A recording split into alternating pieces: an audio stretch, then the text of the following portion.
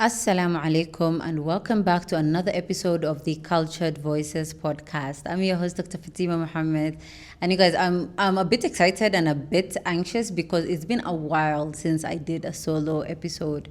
But since a lot of you guys asked for it and a lot of you guys really just wanted to hear my insights, here I am. And today I will actually start talking about confidence. And confidence is such a topic that is really deep in my heart because when I was younger, actually, I was one of the most confident people. You could not tell me anything, okay? Especially in university. But as time grew and as life just, you know how life just gets sometimes. It got to a point where sometimes I would walk in a room and I would actually feel very uncomfortable and I would feel like it's not really my space and I didn't know what I was talking about. And when I see other people in the room, they just felt much more put together, much more like, they knew what they were talking about. So that's actually what I wanted to get into today. So, and I have a few pointers here. I'll start by talking about what actually confidence is. And today we're not actually going to talk about the confidence, the type of confidence that is not fake it until you make it. That's not what we're discussing here, okay? We're discussing confidence for a lifetime, and how you can actually build on that confidence.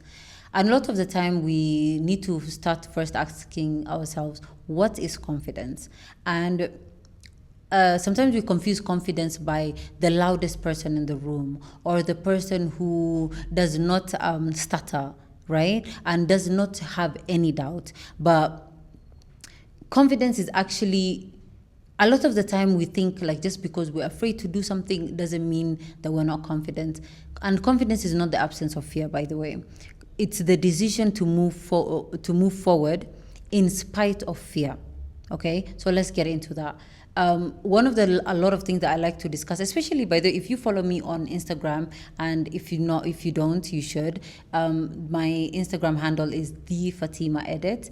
So if you follow me there, there's a video I did a few weeks back, and I was talking about the difference between self-trust and confidence.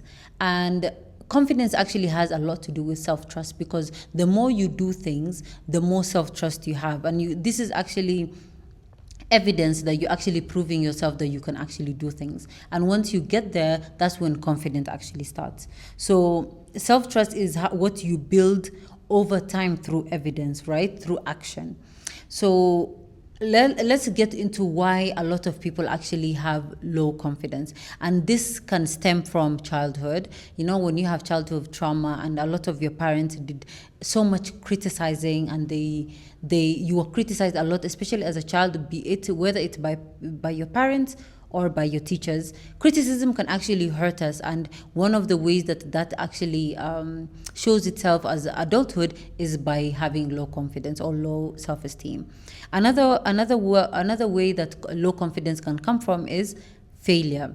Sometimes, sadly, when we fail again and again and again, we end up losing our confidence and our self-trust because when I told you before is that self-trust is doing things over and over and again and you're proving yourself right. Now, when you fail over and over and over again, that self-trust actually diminishes, right?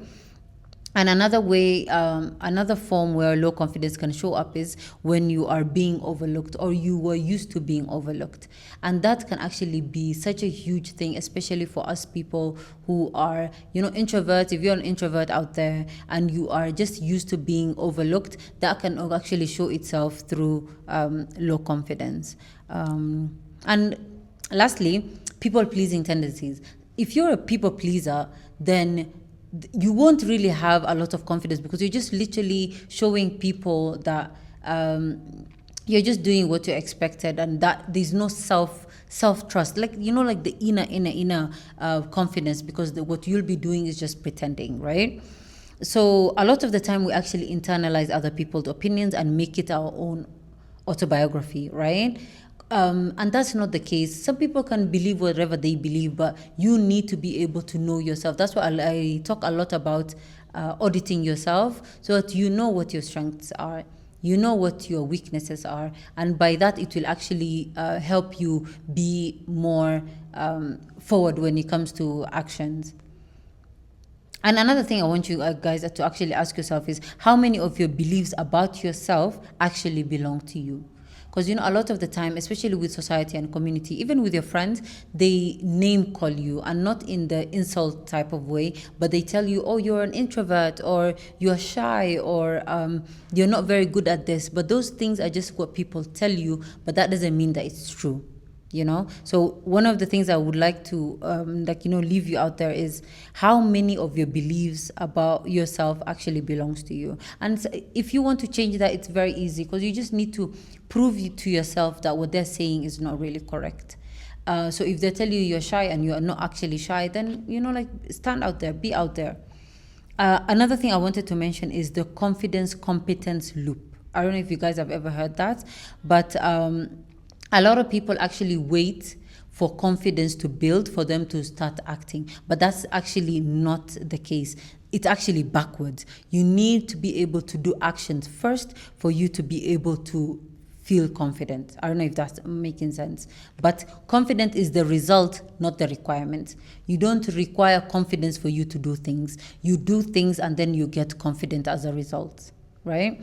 So the loop that I was talking about here is you first of all do an action, and then with that action you have an evidence, right? Like you've done the action, and then with that you have self-trust, and then with the self-trust equals to confidence, and then with that confidence equals to more action. So let me just repeat that. So it's action, and then evidence, and then trust, and then confidence, and then more action. Okay, so now that we've gotten that out of the way, let's get into tips of how to build confidence. And one of the tips is keep promises to yourself. And this is huge, because when you actually set your goals for yourself, especially now that we're in the beginning of the year, when you set goals for the year, be the person who actually goes ahead and does those goals. Because when you keep promises to yourself, you make sure that you're building self-trust. And what did we say about self-trust? Self-trust equals to confidence, right? So number 2 is audit your input. And when I say audit your input is who's around you? What are the people that you have around you? Who's you in your circle? What are you watching, right? What are you consuming? Because all of these things actually does build your confidence. If you are surrounded by people who actually put you down and they don't, encourage you or believe in you, then obviously you're not going to be confident, right? But if you're actually consuming a lot of, for example, in the social media sense, if you're consuming a lot of content that is about building yourself, that is very motivating and very inspiring, automatically you'll show up as that person. So audit your input, and because you actually become what you absorb.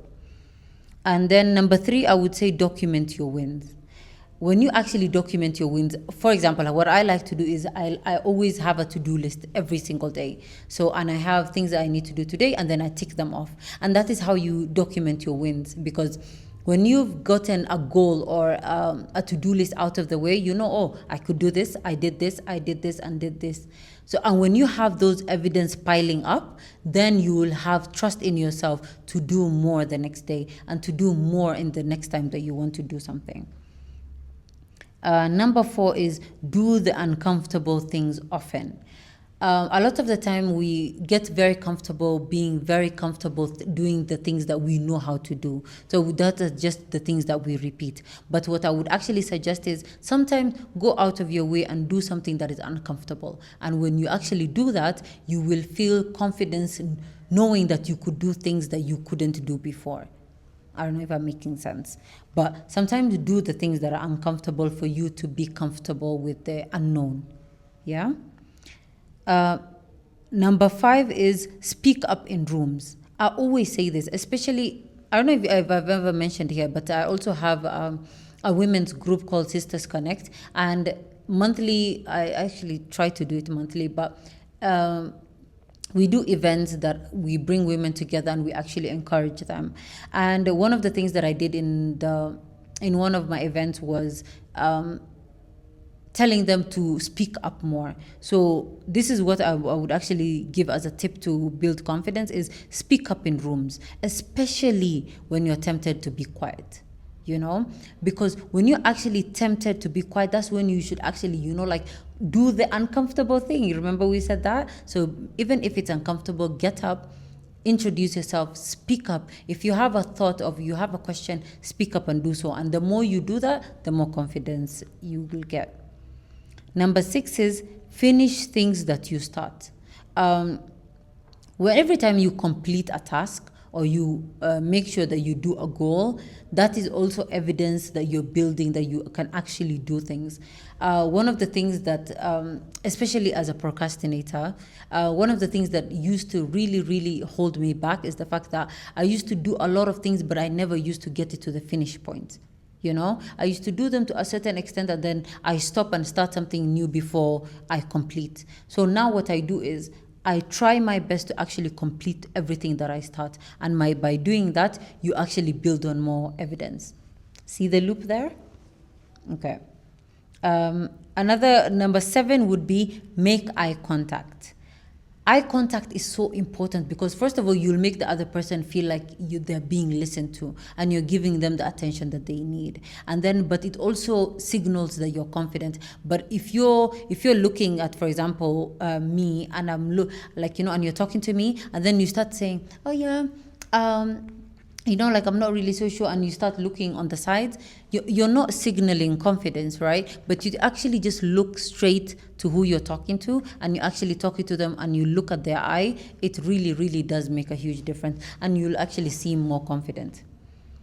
Number 8 is walk in every room like you belong there. This is where now the fake it until you make it comes in, because even if you're not confident enough, put your head up, put your back straight and actually walk in a room that you actually belong there. Walk in is like it's your home, like they're expecting you, right? Like you're a guest and you're the main event. And by that, you actually do build confidence. Number 9 is surround yourself with people who believe in you. And you guys, this is so huge, so huge, because if you are around people who are not they're just putting you down, they're telling you, oh no, for example, if you have an idea and you're like, oh, this is what I want to do and this is the places that I want to reach, and then they're like, I don't know if that's possible, are you sure you're not aiming too high? Those are not the type of people you need in your life. So surround yourself with people who actually believe in you, people who actually trust in your vision, and people who are actually pushing you and holding your hand through that. And then number 10 is don't look at other people's successes and compare yourself. Comparison is the thief of joy. It's not a joke when they said that. Don't compare yourself, especially in the eyes of the social media. It's very easy for you to compare yourself with the highlight reels of other people, and you compare yourself where they are versus where you are. You might be beginning and those people are way ahead of you, and you're doing this comparison thing, which is not fair to you, right? Just what I would suggest is just compare yourself to the person that you were before. Compare yourself with that's where the evidence thing comes from, and completing goals. So if you did this last year or the year before then, and you're like, okay, so I've actually gotten this and I've actually done this, it proves to you that you can actually do more. So just compare yourself to who you were before. Number 11 is take your ideas seriously before you ask anyone else to. You guys, let me tell you that I was the biggest problem when it comes to that, because back in the day, what I used to do is I used to tell people my ideas, and I used to wait for encouragement. They're like, oh yeah, I think this is a great idea. You should go ahead and do so. But then the more you do that, the more you'll never feel comfortable enough, right? So always just take your ideas seriously, because there's a reason Allah subhanahu wa ta'ala put the idea in you. So you do have the capability of doing it. So just trust in that and take your ideas seriously, and just, put a step forward so that you can get to where you want to go. So I'll just end by saying that confidence is not something that you have. It's something that you build on. Let me repeat that. Confidence is not something you have done. I know, actually, let me. Confidence is not something you have; it's something you build. So, as we said before, the more you build on things, the more actions you do. That's how you get more confidence. So, I want to leave you with these three things. Start with them so that you can build your confidence. Number one is keep promises to yourself. Number two is do one uncomfortable thing. And the last one is write down your wins so that they can be evidence of what you've done, and that will honestly make you have self-trust. And what did we say about self-trust? Self-trust equals to confidence. So that's it, guys. Thank you so much for being here. Stay cultured, stay grounded, and stay growing. Thank you so much for being here. And if you've gotten to the end, make sure you've subscribed. Comment, give me a comment on the comment section telling me of what you guys have learned from this episode. And until next time, inshallah, assalamu alaikum.